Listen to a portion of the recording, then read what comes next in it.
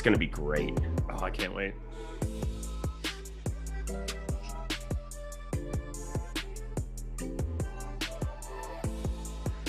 And we are live. Welcome to the MLB Strategy Show. It is Wednesday, June 8th. I am Josh Engelman. I am joined by Eric Lindquist, and we are brought to you by Prize Picks. And I'll tell you this much. I know we're going to talk about Prize Picks in a bit because the guy to my, I don't know which direction it is, left, right, whatever. The other guy that's going to be on the screen killing Prize Picks as of late. Hit the like button, subscribe to the channel, notification bell, all that good stuff. Eric, how are you?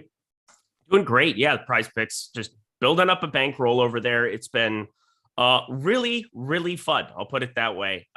Playing some of the home run plays, finding some different small correlation type things, being able to combine them with one or two strikeout props, basically running round robins every single night on my favorite plays. And it's just been one of those good streaks. So we're going to try to keep it going, try to keep the same process, not get carried away with anything. But yeah, love Prize Picks. Love that they're our sponsor. And thank you everybody who makes me do stuff for them, because it's actually a great site that I really enjoy using. Love it. Love it. Well, we got 10 games going tonight on the main slate. Probably a little bit lighter fare for most people today, given the fact that Game 3 of the NBA Finals is tonight. So it's less of a baseball day. But we're still going to. This is a great time to just do this right off the bat. Ooh, you are running the process, which for the first 2 days through MLB, talking about the best contests that you can possibly play in day out with a $100 bankroll. I have a feeling that everybody out there in chat, this has so much utility for everybody. I wish this show existed 7 years ago when I started playing DFS, because I didn't have any bankroll management. I had no idea what I was doing. I was depositing $400 or $500, playing in the wrong contests, just trying to play like the $15 and bank it every night. I'm telling you what, if you were going to watch one show day in, day out, it's going to be Josh's process show in order to learn how to be the next Jordan Lockhart, the next Alex Baker, these guys that have massive bankrolls. He's going to be covering NBA tonight. Check it out. I promise you, it is great content. I appreciate that endorsement. Video is already up. Got posted about an hour ago. There you go. Check it out. Analyzing tonight's NBA contest. But now you and I need to analyze 10 games on this MLB slate. Are you ready? Let's do it. Well, let me hit this question quickly from Merck City. He said, Josh, are you entering 40 different lineups with 100 or doubling up 20 entries? If it's a situation, it's always it's always going to be unique lineups across the board, no matter how many I'm getting in. Like tonight, spoiler alert for the NBA, it's not two different 20 maxes. It's a 20 max, a 3 max, and 2 single entries that I determined were the best sort of options you could do for $100. So that will all be fully unique lineups, because you want to enter the lineups you're entering are different based on how big a contest is. If you're entering a 20 max that has 1,000 people in it, or a 20 max that has 100,000 people in it, what you want in those contests is going to be a little bit different. But we'll get to that in the process. Now we'll get to Orioles and Cubs. I thought last night that you're going to need part of this game. That's why I went heavy on the Cubs. Boy, was I wrong. You needed to be heavy on the Orioles. They are underdogs today.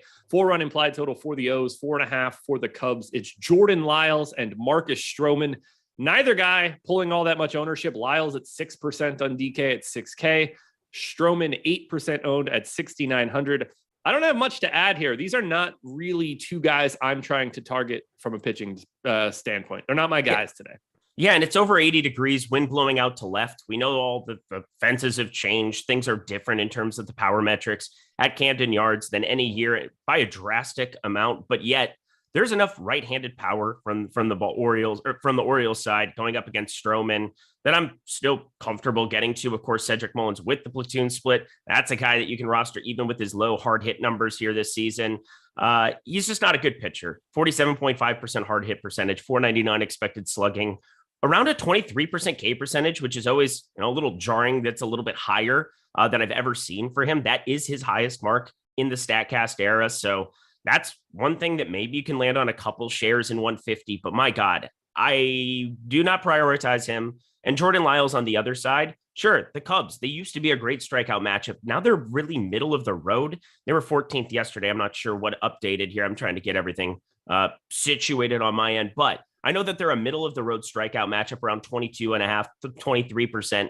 Not the most appealing spot for either pitcher. Neither are good, but you're going to run into a share or two of them if you're making a bunch of lineups. We definitely need to talk about one piece of this game, though, and that would be the Cubs bats. If you thought they were popular yesterday, boy, is they slightly different. They are number one in ownership. They are number one in our stack score, second in stack value, sixth in overall top scoring stack, but aggregate number one in stack score. They are my number one stack as well. I don't know what else to say here. I'm probably going to be getting to the Cubs again because they're just simply so cheap. How do you feel about Chicago? Yeah, we'll see what happens also with the weather. I mean, there's going to be weather concerns here. And because I'm not interested in the pitchers to any relevant extent, that's not really going to matter to me.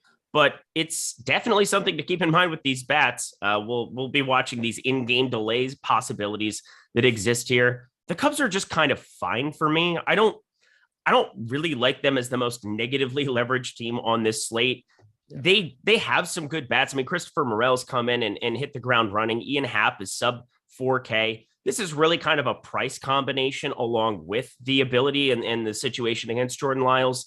Nick Madrigal is just not an appealing bat, even at 2,200. And Schwindel, pretty disappointing, but yeah, 3,400, you can get to some shares. The real guy that I want to prioritize is Wilson Contreras. Anytime you get a catching option up there, 4,800, he's pulling 25%. No, it seems pretty extreme, but he's the kind of guy that can end your night very, very quickly if you don't have him at the position. So he's going to be somebody that I get to quite a few shares of, but the rest of the team, I'm pretty sure I'll be undercutting. Okay. Yeah. They are pulling a ton of ownership. The real issue here is they grade out well in our top stack metric, just based on raw points. They're sixth out of the 20 teams. That's pretty high. And that's fantastic. What really pushes them to the top, and the reason we see so much ownership coming to them, is that they're also second in our top value. Yep. These guys are cheap. 4,800 for Contreras is the most expensive price tag. There aren't any bats here that are really problematically priced. And that when you start to get that combination of basically like essentially top 5 top stack and top 5 top value, you're going to end up close to the top. Ownership coming in though, massive right now. Yeah. Be aware of that when you're building your lineup. Make sure you're getting, a lower owned pitcher along with that stack. Make sure you're grabbing some lower owned bats for the rest of it if you're going to say a Cubs 5-man. Yeah. That's really the only way to do it, because you play Minaya, you play Nola, you play even like an Ian Anderson, that's not probably going to be contrarian enough. You're pretty much going to be running into 20% across the board at every hitter spot. You're going to be running into a lot of Mania, or you're going to be running into like 30+% on your pitchers. It's just going to be a tough build for me to get to a lot. Again, you probably have a couple shares, but definitely going to be undercutting outside of Wilson Contreras, who always somehow finds his way to the top of the catcher position for me. Are you interested in the Orioles side of this one? We have them 11th in stack score, so that's basically dead middle of the pack. I actually have them a bit lower, so they don't appear to be a team that I'm going to be getting to. I'm curious if you're seeing it differently. Yeah, I am a little bit. Ryan Mountcastle, 596 expected slugging. Trey Mancini, 580. These guys are launching the ball high, far. Wind's blowing out slightly out to left, which is useful. We'll see if that maintains throughout the day. It's weather. It's 8:16 a.m. my time, so a lot of things can change here and there. Of course, we have the weather concern that exists here, but you get the same kind of situation just at much, much lower ownership. A great matchup. Marcus Stroman at this point in his career, not even a good real-life pitcher, giving up pretty high, far launch. I feel like it's a pretty optimal spot for just targeting some one-off bats. I feel like it's a good spot. If you're going to be mixing it up and getting some Ramon Urias, like 1 through 9, there's viability to some of these hitters. We've seen upside even from the likes of Rougned Odor again. And, it's just not a team garnering any attention whatsoever. And they're basically in the same spot as the Cubs. So I don't see why the Cubs are pulling up, as much ownership as they are. And Baltimore is just going completely underrepresented, especially when outside of Wilson Contreras, you have guys who are just hitting the ball harder on the other side with Baltimore, even Austin Hayes, Anthony Santander. And these are guys that have actual power, even in a tough ballpark in the year 2022. So Baltimore, I definitely like more than the field. Here's what I think the issue is for Baltimore. It just stands out to me as I look at it on my screen, because I think they're basically the same offense. I've got the Orioles at a 106 aggregate weighted runs created plus. I've got the Cubs at 105. I've got their aggregate ISOs separated by 0.004. Both of those things are basically the exact same. Here's the problem. It's hard to roster the Orioles. The first 5 positions in their lineup, in their projected lineup, outfield first, outfield first. They don't have a single MPE on the team, and their first 5 spots are either doubling up first baseman or just in the outfield. For the Cubs, you get the MPE on Christopher Morel, but then you go catcher, outfield, first, third. You get the outfield, most of the outfield. You get Ortega and Hayward at 6 and 8. It's a lot easier to put those pieces together than it is for the Orioles, who don't have natural stacks, without you having to go basically wrap around 7, 8, 9, 1, 2, or something along those lines to get to a different spot. That's where it starts to get a little dicey, especially for a home team who might not even hit in the 9th inning. That's where it starts to get problematic if you're trying to take the bottom of the order, because those plate appearances just don't exist in the same way. I think that's why we're seeing the lighter ownership to Baltimore. I think that's a great point. I talk about it with San Diego quite a bit. Hosmer, Voit, you run into the double there, where 2 guys higher in the order are just unattainable in the same lineup.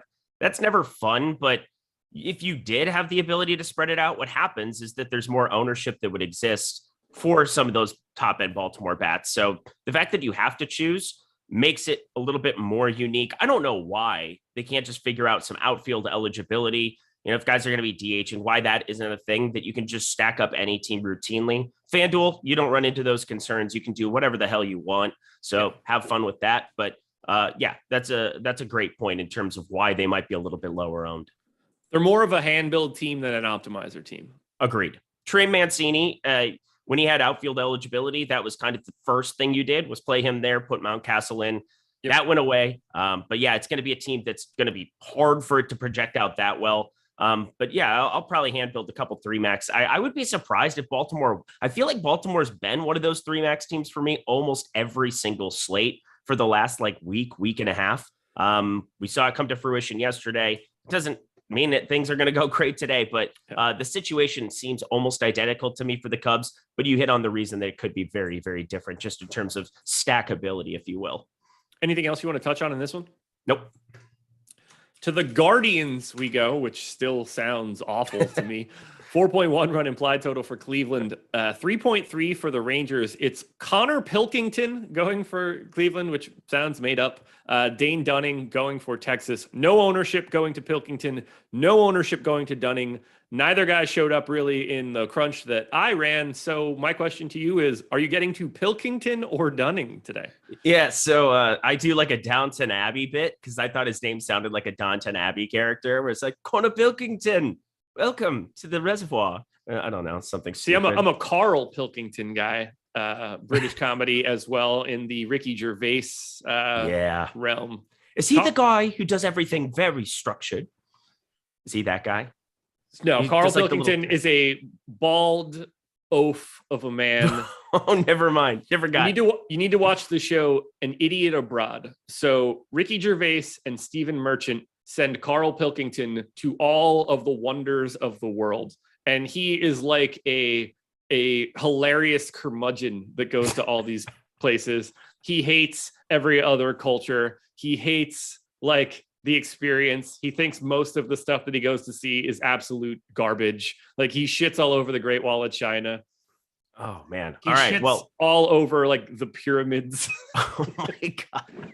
It's hilarious. And then he like goes back and explains the things that he's seeing to Ricky Gervais and Stephen Merchant, and they just laugh hysterically at his perspective on all of this stuff. See, that's amazing. I will definitely have to check that out. It's Gervais, on Netflix.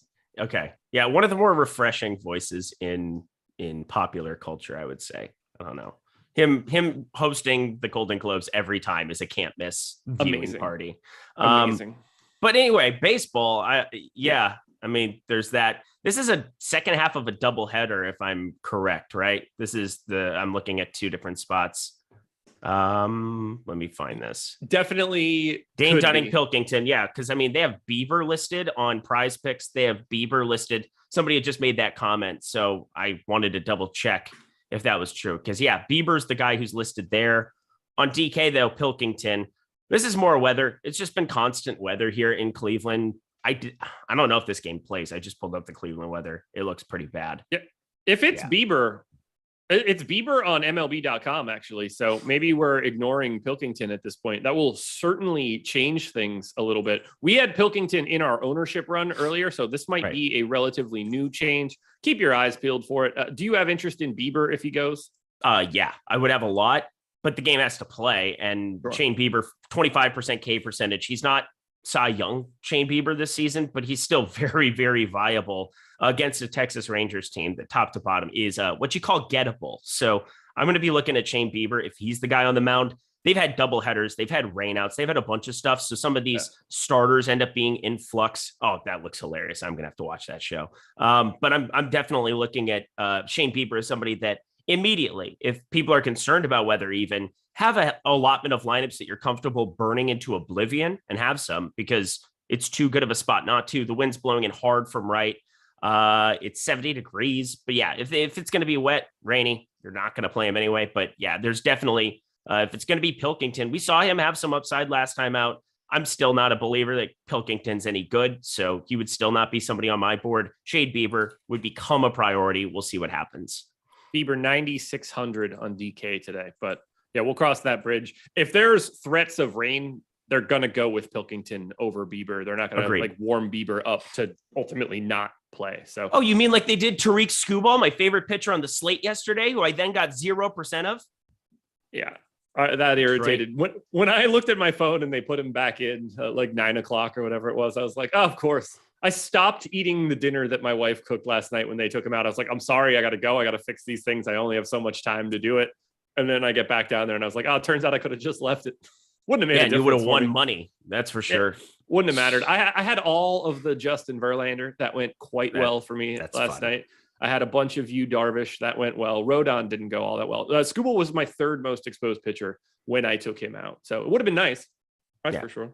He was my highest owned. It would have been nice for me because who did I? Oh yeah, Rodon, and that was not good. I just got more Rodon. Oops. We've got the Guardians 16th in our stack score. They are 8th in aggregate ownership. We've got the Rangers 12th They are 9th in aggregate ownership.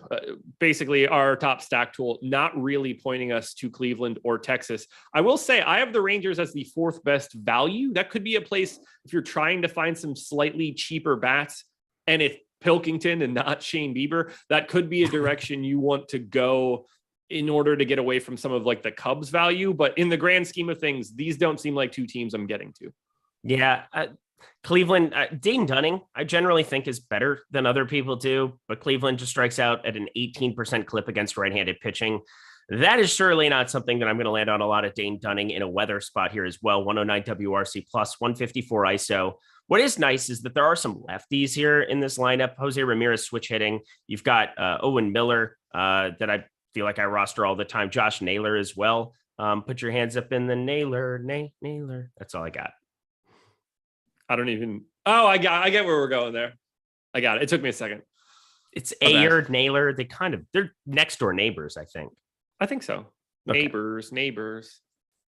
Close. Yeah. I wish I had more to add here. Cool. I wish I had more to add here for Guardians. I try to add some flair to baseball shows because let's be serious. Otherwise, it could be a grind over 14 games. Wait till September. There was a day we covered 17 games because of 2 double headers, and it was a 2-hour show. And I'm just like trying to come up with bits for 2 hours because I don't know what else to do. Well, yeah, there's only so much you can do. Like we got 150 people in here, 50 likes. That's not too shabby. I like it. Hit that like button again. Let's stop talking about the Guardians and Rangers because these are 2 teams that don't grade out that well. Then we'll go to the Rays and the Cardinals, 2 teams that also don't grade out all that great. Rays a little bit better. 4.2 run implied total for the Rays, 3.3 for the Cards. It's Corey Kluber and Packy Naughton. No ownership going to Naughton. No ownership going to Kluber. Do you have any interest in the $8,400 Corey Kluber here? Yeah, well, first of all, St. Louis isn't facing a lefty. That's always a plus. So as much as Kluber hasn't been Kluber, he's still been a serviceable real-life pitcher. Some of the peripherals, 3.73 ERA, 1.13 whip. Serviceable. The problem that you're running into, and I don't know what to make of it because sometimes teams get through a starting pitcher through 6 innings and they kind of have the setup guy that they have is 7, 8, 9. You never know what to make of it. But 69 pitches last time out, 80 the game before. I can't tell if they're just limiting him or if it's because coming off of a really bad outing where he, didn't really have his best stuff. They pulled him early in Baltimore. Going up against the Yankees, 6 innings, 80 pitches. I just can't tell what that pitch count's going to be at 8,400. I got to feel like I got to downgrade him a little bit as a result of that, but there's no ownership going here. And I think people probably have the same concerns I do about that or what Tampa Bay's plan of attack for Kluber is going forward in terms of how long they're going to give him for a leash. But Corey Kluber's Corey Kluber, and he's a serviceable big league pitcher. And I think you can land on some shares in one of the best ballparks that you could possibly be throwing in. Yeah, so he showed up in my sim 8.5% of the time. So I certainly like him more than the ownership he's getting, but there are going to be a couple options that are just showing up more frequently. Mm-hmm. But if I'm playing 150 lineups, I'm probably getting like 10% Corey Kluber and I'm taking a stand over the field. It's just not he'll be like my 5th most exposed pitcher. It won't be all that important. I'm definitely not getting to Packy Naughton. No, yeah, he's unplayable. Absolutely unplayable. He's going to pitch like 2 innings. Agreed. I gave him 3 and he's still not in anything that ever shows up. Nor are the Cardinals, who are 18th in our top stack odds, 17th in ownership. That is basically the bottom. The Rays, on the other hand, a little bit different. So they are 4th in ownership, 9th in our stack score. I have them basically in the same spot as the public ownership. I have them 4th overall in my crunch. So I have some interest in the Rays, but I think they're basically properly owned. Stack Tool saying a little bit of a different story. Yeah, I'm not going to be going up against the St. Louis bullpen as much here. It's whatever. You can get in a couple shares of anybody. I do have one batter specifically on the Cardinals side that you should just be rostering on DK. You should be getting to Nolan Gorman. You should be playing him at 3,100. 65 out of 70 raw power score on FanGraphs. This kid has pop, and I mean serious pop. 15 homers in 34 games in AAA so far this season. Gets called up, already has 3 in 53 plate appearances. we're talking about like elite type power stuff from the left side, 22 years old. This is going to be a bat that when you give me him at 3,100, I'm going to play a ton of. As you should. I think he grades out very clearly as the best option in the Cardinals lineup because of that price tag. Anything else here? I mean, obviously easy to get to the Rays. They aren't all that expensive. So if you need to fill out, this is another team that could be Cubs replacements if you need it, but their ownership again, already there. So I think we'll find different options. Yeah. You have 2,400 Harold Ramirez. I don't know what kind of utility that is for you guys. I'm not playing cash or anything of that nature. He's not even going to be on my board really at that kind of ownership. It's just a team that I don't play a lot in Tropicana, and maybe to a fault because there are definitely good matchups for them. I just don't feel like a bullpen game is the time I want to be playing Tampa Bay here. I agree. Got to hit on the super chat from 8 Game. Once our pitcher hot takes for 150 max on the early slate for FanDuel and DraftKings, something that I have not looked at all. And unfortunately, I'm pretty sure that 8 Game is going to be looking at the exact same thing that we're going to be looking at, which is our top pitchers tool. And that's going to make my opinions a little bit different, but I haven't looked at anything for early. Are you playing the early? Do you have any leans? I have one lineup that I built just in case we were going to talk about it. I just tried to have one on the, well, I don't know what I'm trying to say. Whatever. We're going to move on. I'm looking at pitchers here. It's not very appealing. Kikuchi, Singer, Keller, Fado. If you're playing 150, you're talking about making 150 on FD and DK. For DK purposes, there's always an opportunity to play like a long reliever if there's somebody that pops up. I got to imagine Pitt and Detroit, if something shows up where one of those guys gets blasted early, you can play some bats from that team on a 2-game slate on one side. Like I'd play up to 2-3 bats on the other side on a 2-game slate, and then find like the 4K long reliever that would come in if that pitcher gets blasted. So I think that there's actual utility for it. Probably not looking at doing it with the Kikuchi Singer in the Toronto KC game. I think both of those guys are serviceable enough, going to rack up enough Ks that I think you just kind of live and play them. But I'd try to find maybe a long reliever or two from Pittsburgh, Detroit, looking through the list of guys. I mean, they had Peralta that was going to start yesterday, and then they ended up having Skubal just be a stud. I guess Peralta is a guy is probably going to come into the game in like an end of the game scenario. So if they're playing well, that could be a 4K guy you land on just to stack up bats. But none of these bats are expensive enough. I would be just one of 150, like a couple in a 150. I would try to find that kind of a path. But long term, yeah, that's going to be something where if you can find that one time that it happens, you're going to be very happy you did. Yeah, I would play it based off the top pitchers tool. So it's Singer and Fado are the big positive leverage guys on DraftKings.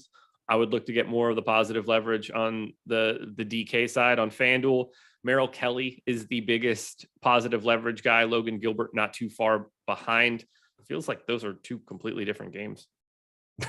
Royals, all of those names are different. Royals and Toronto and then Pittsburgh, Casey. Yeah, but the FanDuel early top pitchers tool is... Oh, FanDuel does their slate in such, they do so many weird things. Let me pull up what FanDuel has for their but FanDuel slate. Early is 3 different games. What?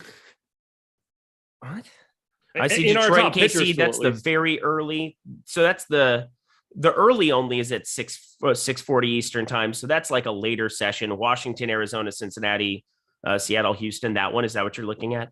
Yeah, I was just going DK early, FanDuel early because they were next to each other in top pitchers tool, but yeah, something's different there. The FanDuel, so there's a very early where they have the 2-game slate. And then there's the early one, Washington, Miami, Arizona, Cincinnati, Seattle, Houston, Sandy, Alcantara, however you want to say it. 11-2 on FanDuel.com. Yo, that is a serious price tag. Josiah Gray, high upside pitcher at the bottom end. That would be the other guy to kind of be looking at. Logan Gilbert against Houston. Obviously, the matchup's horrendous, but the talent is there. That would be your pivot for 1,100 less off. I mean, it's just not a very appealing slate for me to be playing. That's for sure. I don't want to be rostering Merrill Kelly, Mike Marner. That Cincinnati game, weather again, I'm not going to want to deal with that. No, I thought you were going to keep talking. I thought I had. I'll keep going. No, I'm good. I saw you meandering in the world, but we'll keep it going. My book bag. I needed to grab my watch charger. You're going to school? Yes, I'm going high to school, Billy. Oh gosh, I miss that Don't movie. say that. Don't you ever say that. Oh, man. Rurudo. All right. He's not fair. He's a baseball player. Prefer the word buzz. Daily schedule for today. Coming up after this, 1:30 Eastern time, the No House Advantage NBA show. We got a ton of content today, actually. PGA Live before lock at 4 p.m. MLB Live before lock at 5:45. By the way, thanks for that Patrick Reed tip last week. NBA Deeper Dive at 7 p.m. NBA Live before lock at 8 p.m. And then at 9 p.m. tonight on playback, myself, Laffy, who the hell knows who else pops in, NBA watch along on playback. We're watching game 3 of the NBA Finals. You could also check out the free content we have today, NBA player projections, MLB ownership, and PGA rankings, all free today. He made the cut. He made the cut. You tried not to. He really did. He is not good. Well, I didn't realize it was going to be his last PGA event. Yeah. I also didn't realize he was going to be 20% when I said that. We had him around 5 at the moment. I was like, ooh, Patrick Reed's hitting the driver better. Wasn't fun. I guess did we talk about that? It must have been Tuesday that we talked about that, because then I got COVID and I stopped doing everything. So I thought about that. I had to make that pick Thursday morning, like 45 minutes before they teed off, because I didn't end up making it on Tuesday. But right before I made the pick, I was scrolling through Twitter. I see Ben's golf tweet, with his winner, guy I like the most or whatever. Guy you like the most was Patrick Reed. I was like, all right, they're both on Reed, feeling great. And then I opened up my phone on Friday afternoon and saw that he was just taking an absolute beating. I was like, cool, got it, nailed it.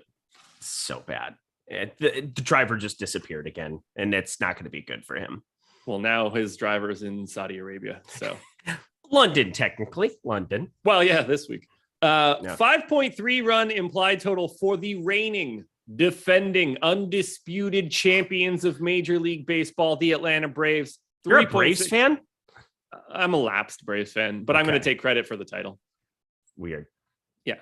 3.6 run implied total for Oakland. Ian Anderson going for Atlanta. James Caprillion going for the A's. No ownership to Caprillion, at least as of right now. Maybe that's because we have somebody else in. It seems like I've been wrong already once today. Yep. Ian Anderson. Koning.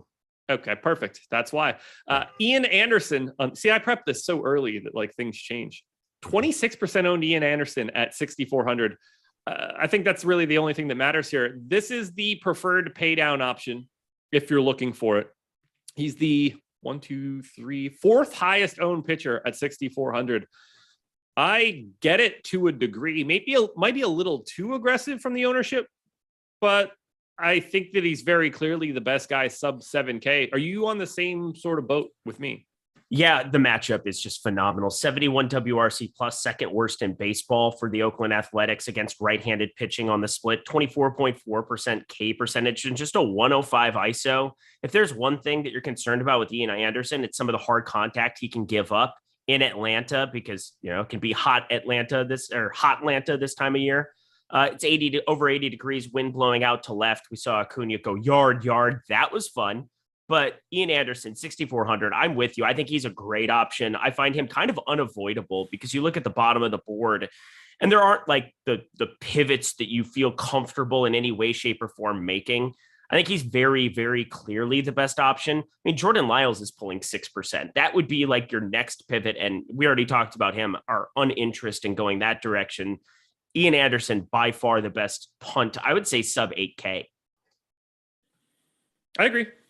He grades out as the best ranked guy and projected guy for me, sub 8K. So I don't have a disagreement at all. Are you getting to whoever the hell's starting for the A's?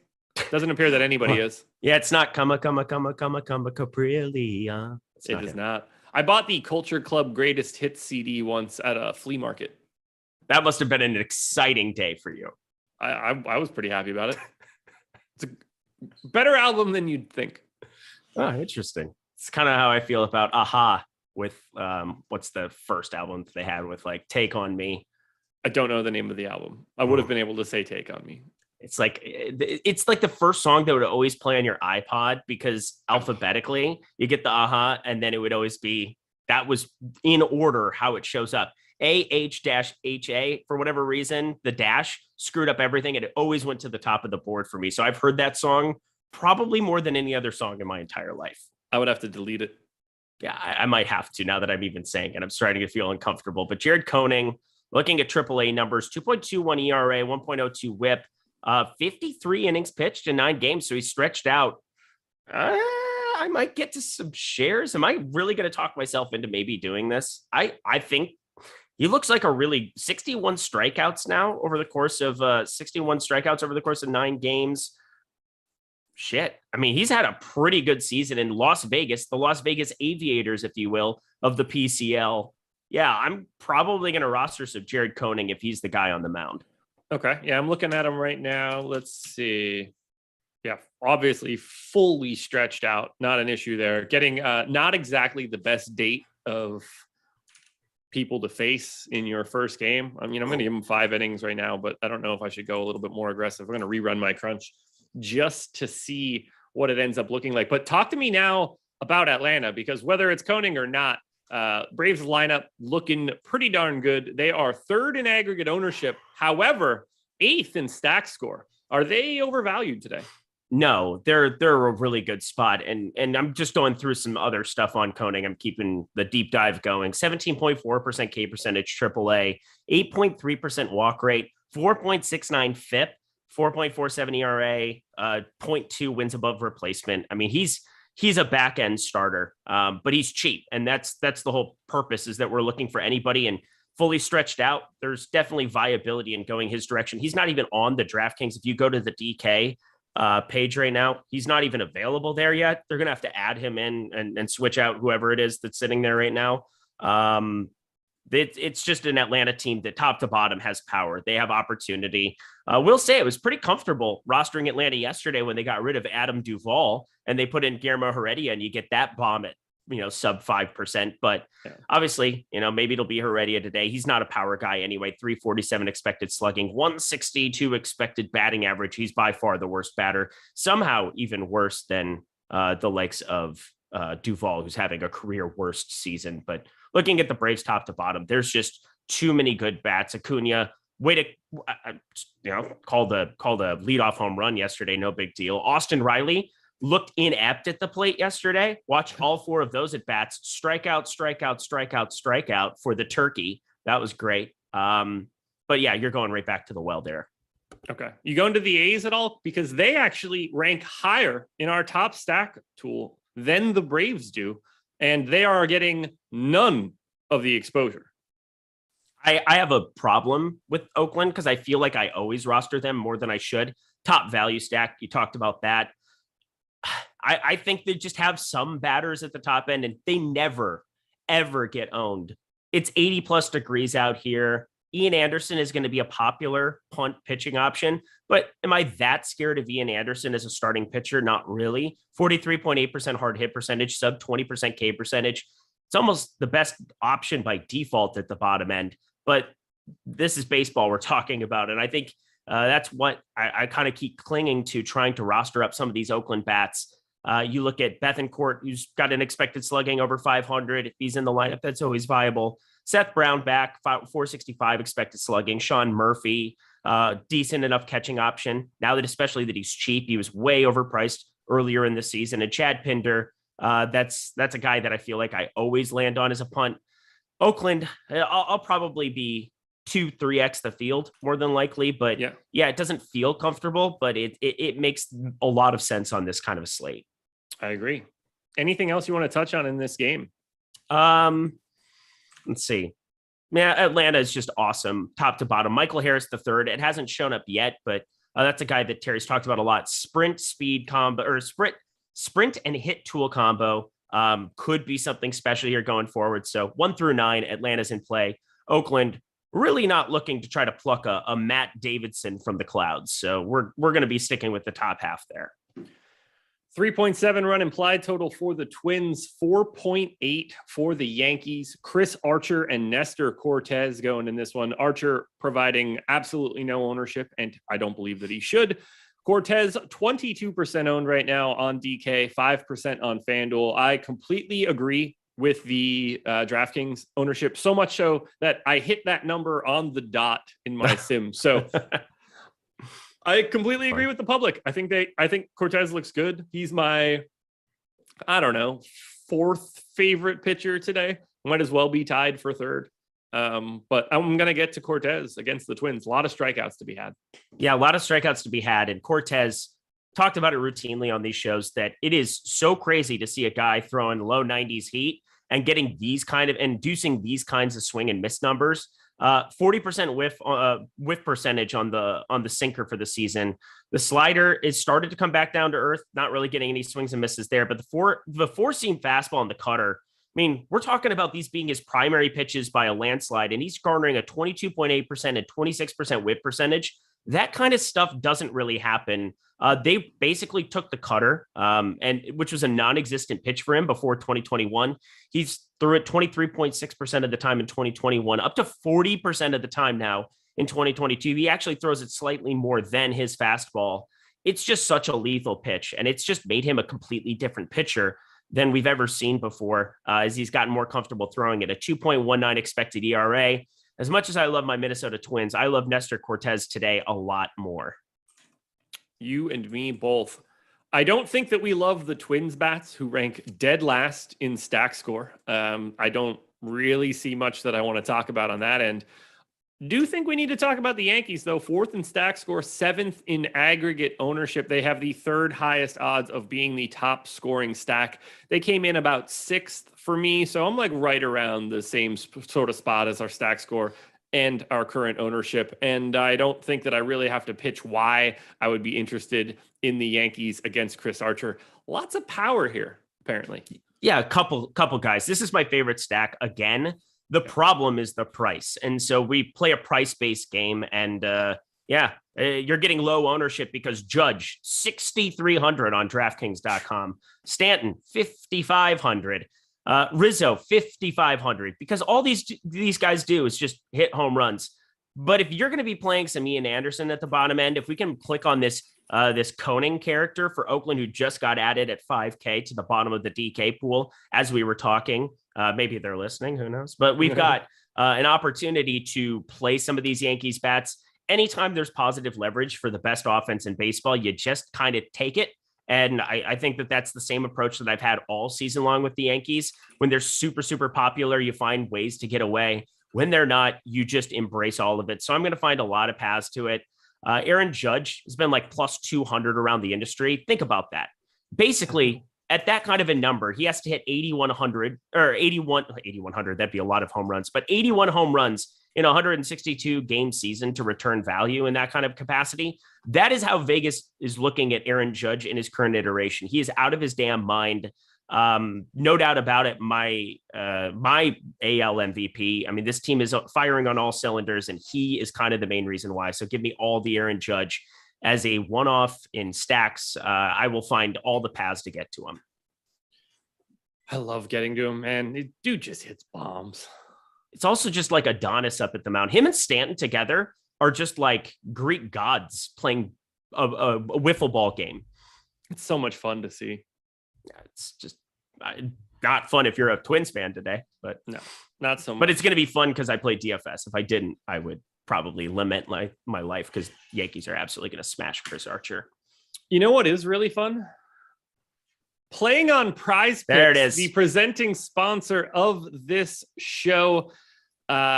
We can help you a little bit when it comes to Prize Picks. You guys can use the promo code Awesemo when you sign up. Get a $100 first match deposit bonus.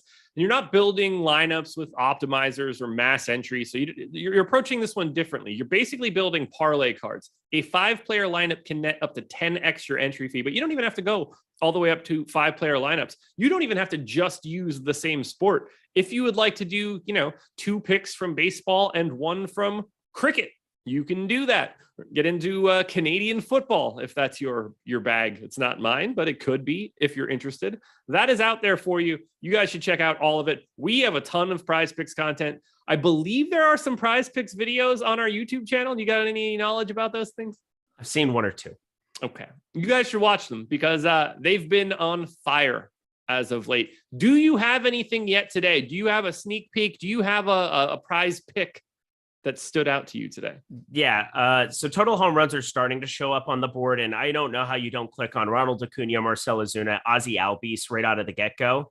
What I do is I play Ronald Acuna over 0.5 home runs. I'll have a video coming out later where I'll kind of cover it a little bit more in depth, but I'm going to play Acuna.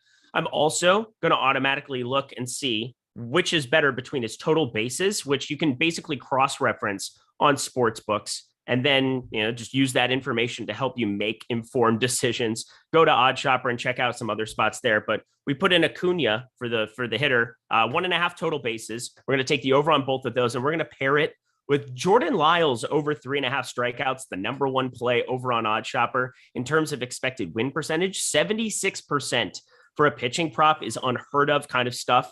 You power play it. Absolutely need to power play when you're playing the Ronald Acuna 1.5 total bases along with it.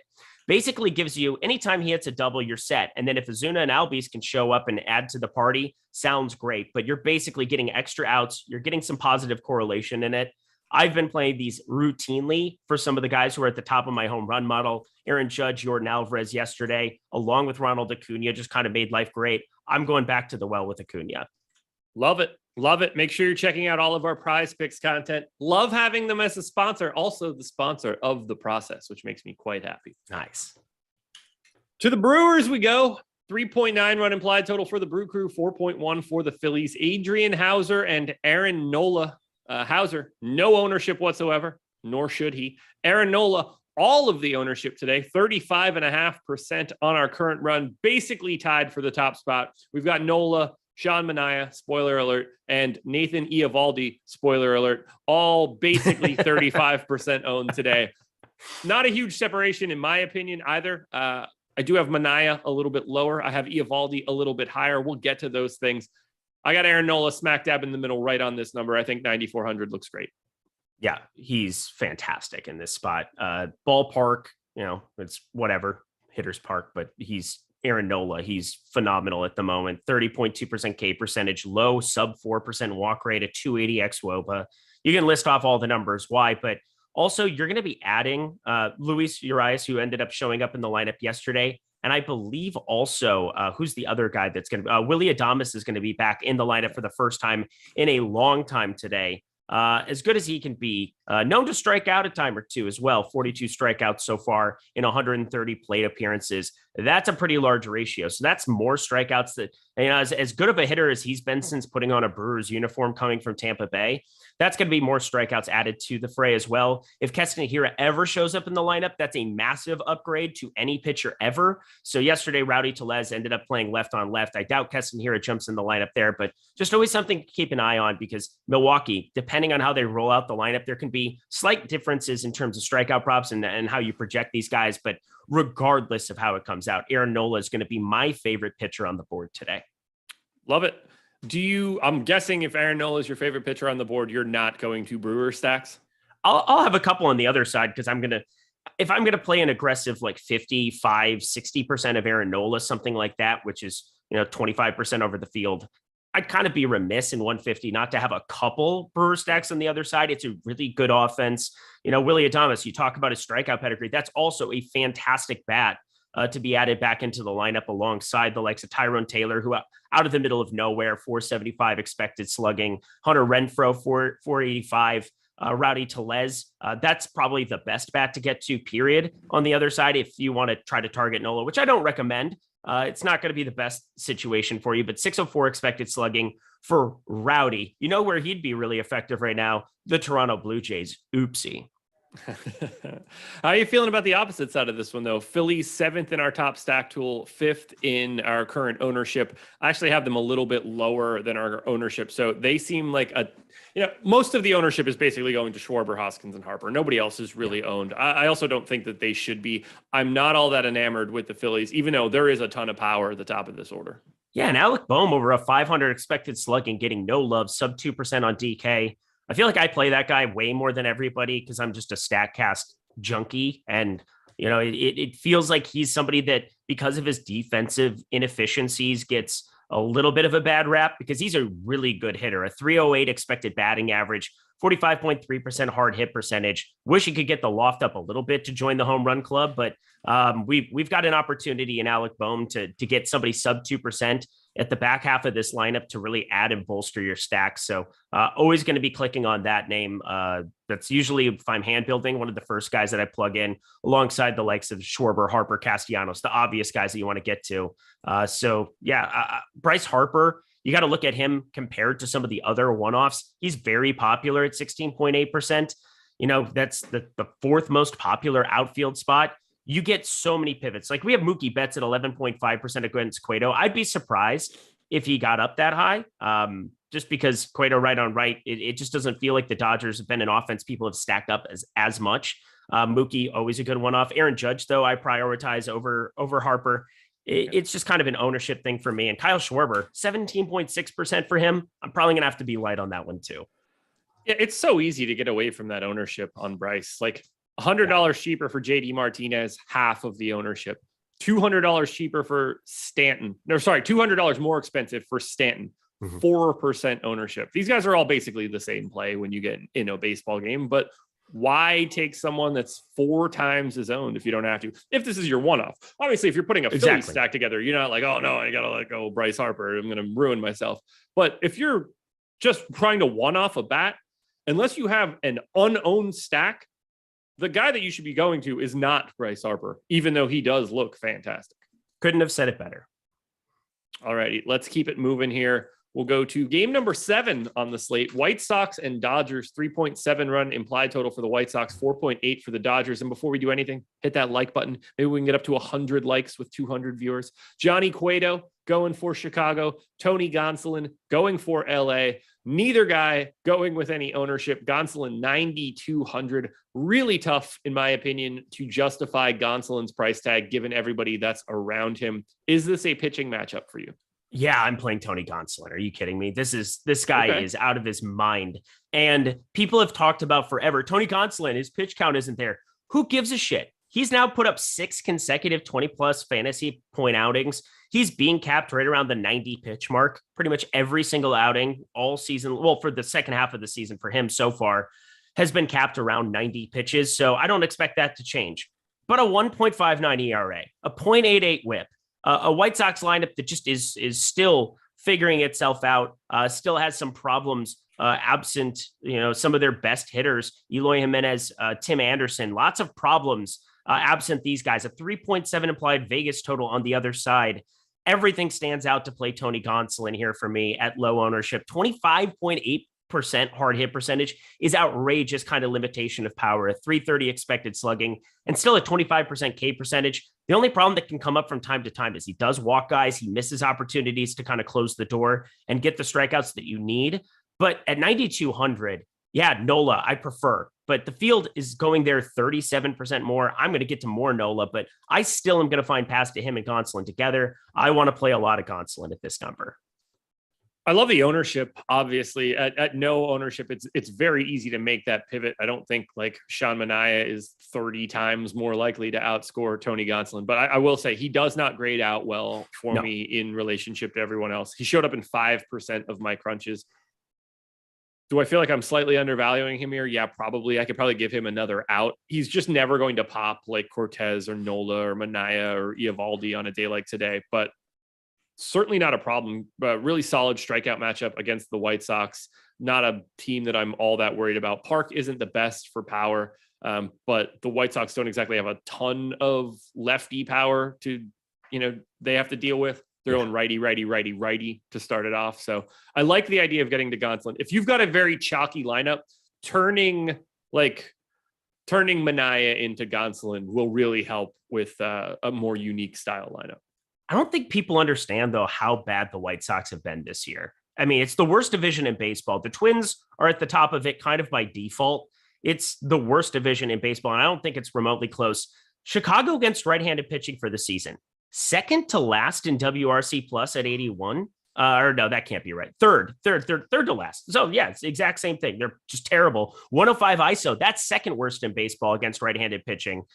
Tony Gonsolin. Yeah, maybe it's not all that enticing to play a guy who's going to be capped at 90 pitches as opposed to 100. And he's going to have a slightly worse projection.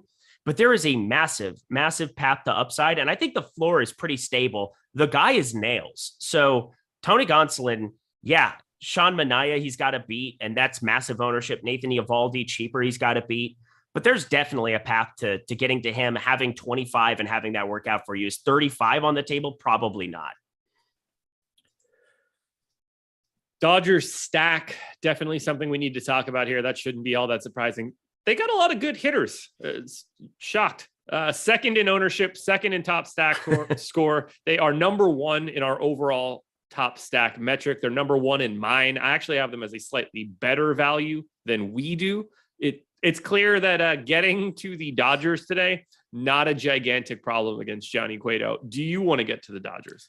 Yeah, I do. I have a tough time. Maybe Betts does end up this popular. I've been kind of going back and forth on what he's going to be in terms of what his ownership will look like. I'm going to go with Awesemo and just say he's going to be around 11.5%. That's fine. Trey Turner, 13%.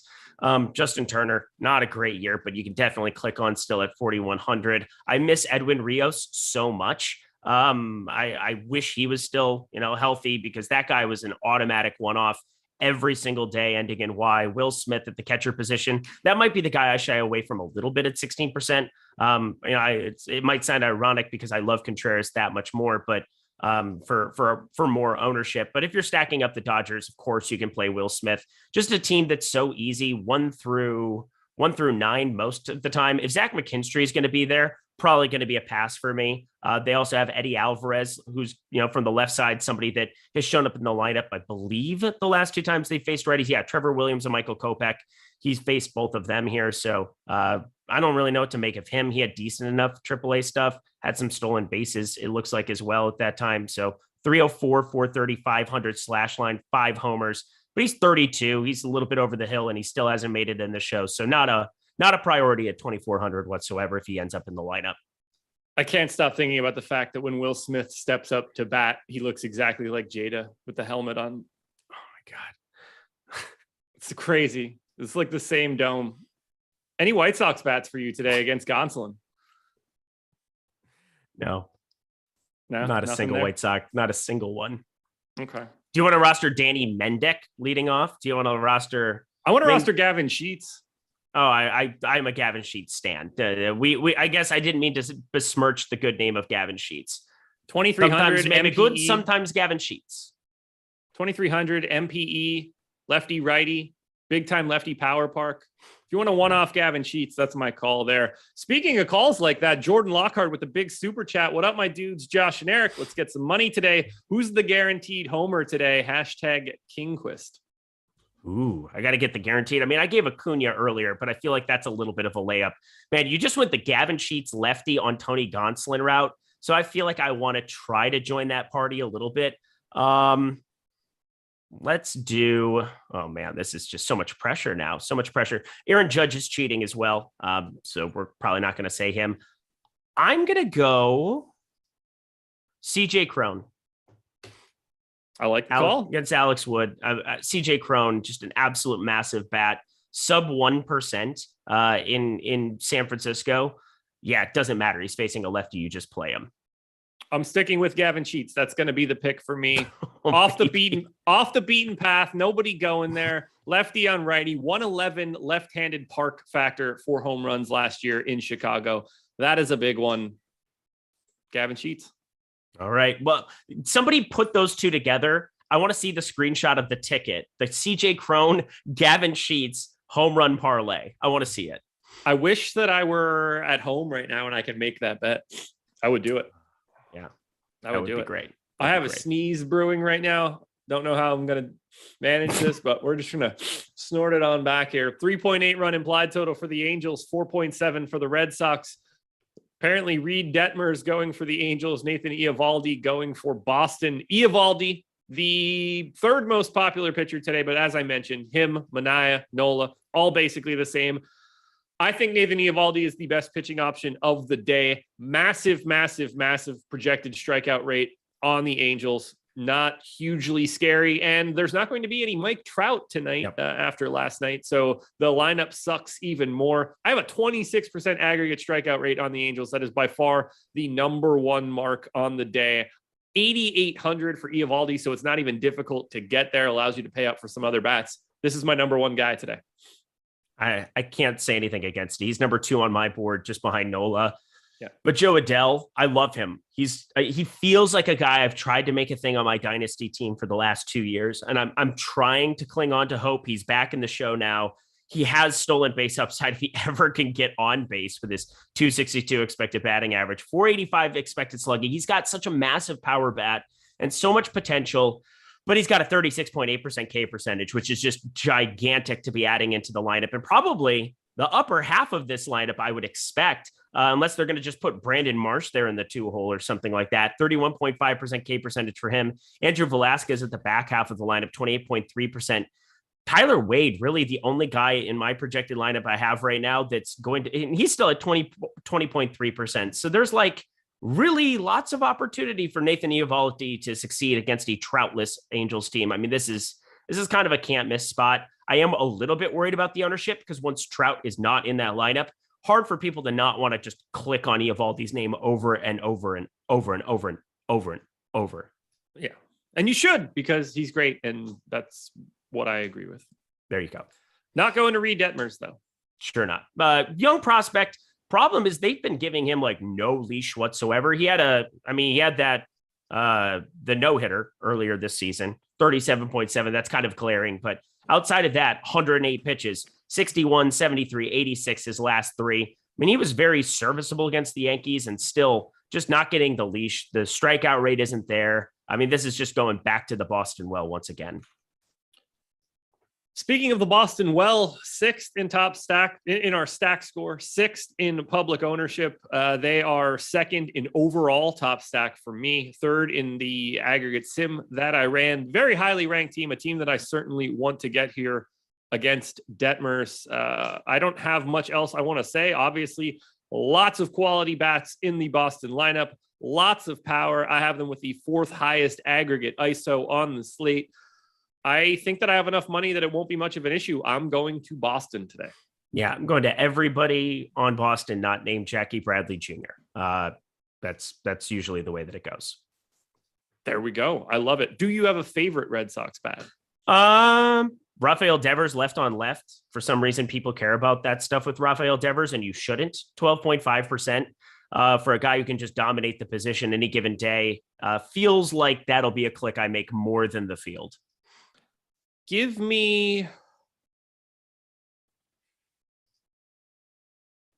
Trevor Story, 5,300. I love him. You get the second base eligibility.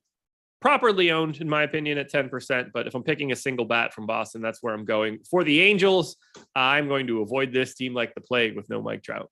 Yep, not a single share of anybody not named Ohtani, if that were to be a thing.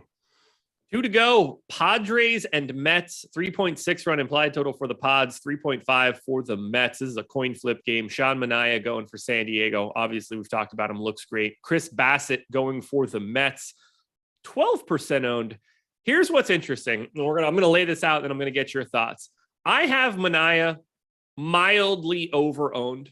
I have Chris Bassett mildly under-owned in basically the same amount. So I want to come down off of the public for Manaea and give a little bit more of that to Chris Bassett. How do you feel about that? Yeah, I'm a Chris Bassett stan. I'm going to be playing this guy until, he's going to bounce back. Like this has been an interesting start of the season for one of the better pitchers in baseball from the last 2 years.